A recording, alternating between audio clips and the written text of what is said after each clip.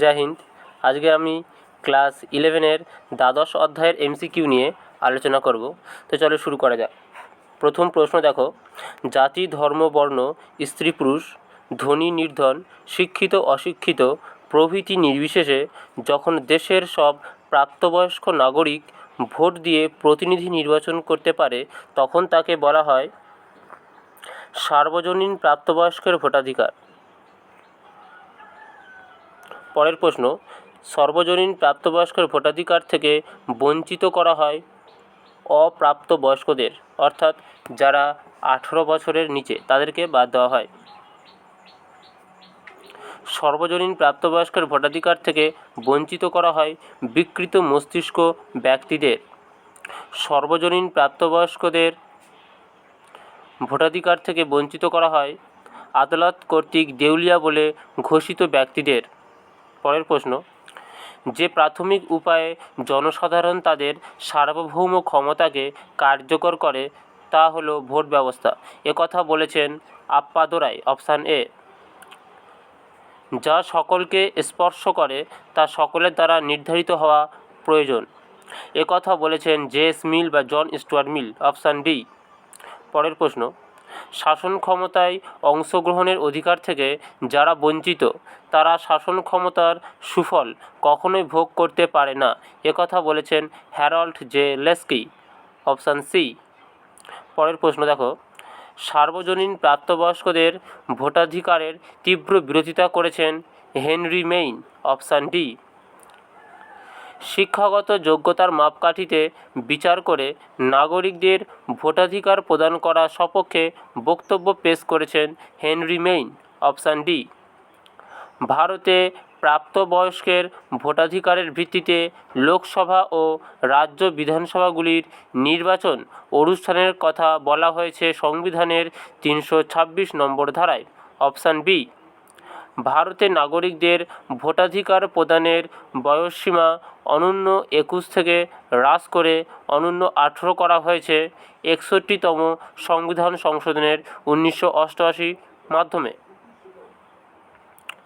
ভারতে জাতপাতকে হাতিয়ার করে যেসব দল রাজ্য রাজনীতিতে যথেষ্ট প্রভাব বিস্তার করতে পেরেছে সেগুলির মধ্যে অন্যতম হল বিএসপি, বহুজন সমাজ পার্টি, অপশান এ।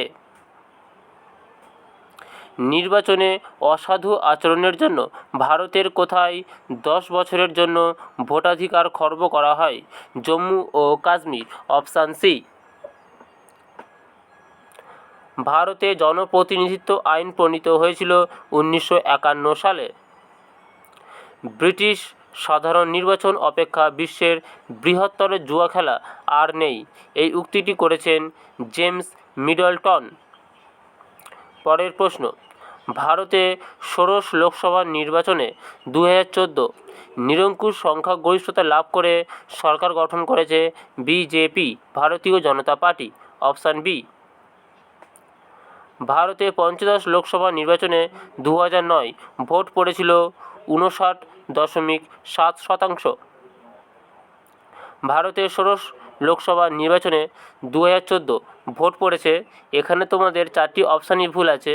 এর সঠিক উত্তরটি হলো 66.4, 66.4।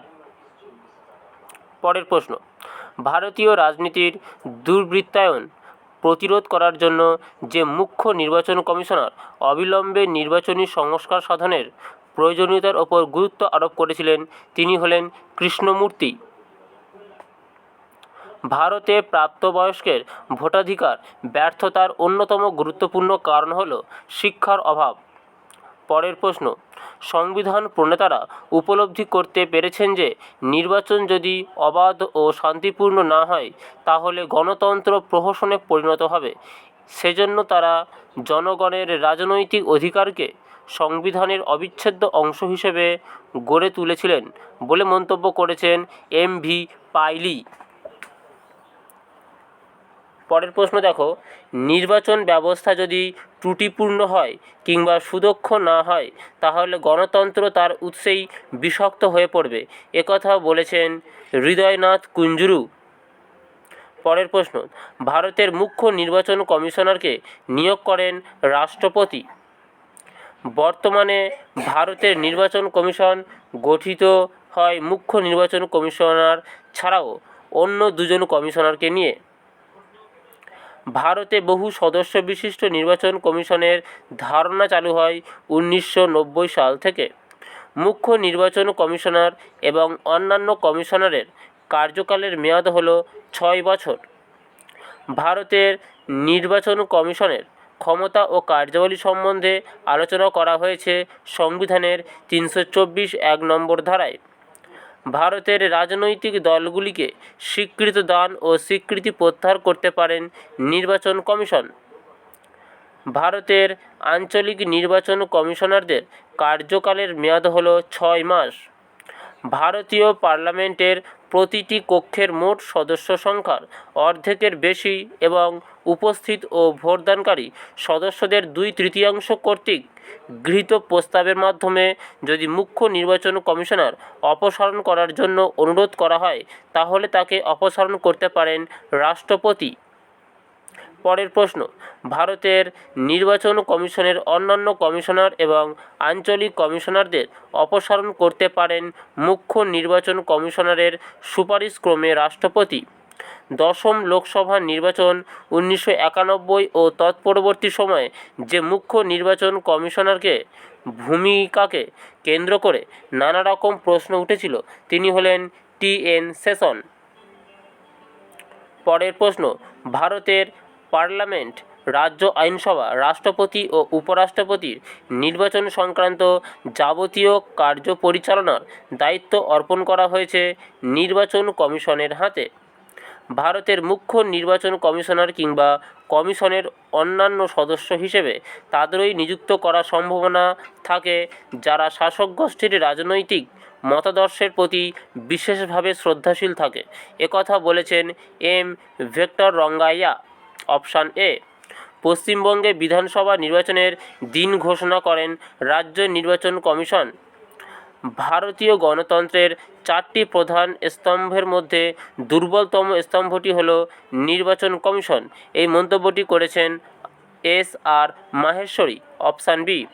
ভারতে রাষ্ট্রপতির নির্বাচন সংক্রান্ত যাবতীয় বিরোধের মীমাংসা করে সুপ্রিম কোর্ট। তো এই ছিল তোমাদের ক্লাস 11-এর দ্বাদশ অধ্যায়ের MCQ সলভ। আশা করি তোমাদের ভালো লেগেছে। যদি ভালো লেগে থাকে তাহলে নলেজ 24x7-কে অবশ্যই সাবস্ক্রাইব করে আমাদের পাশে থাকবেন। ধন্যবাদ। জয় হিন্দ।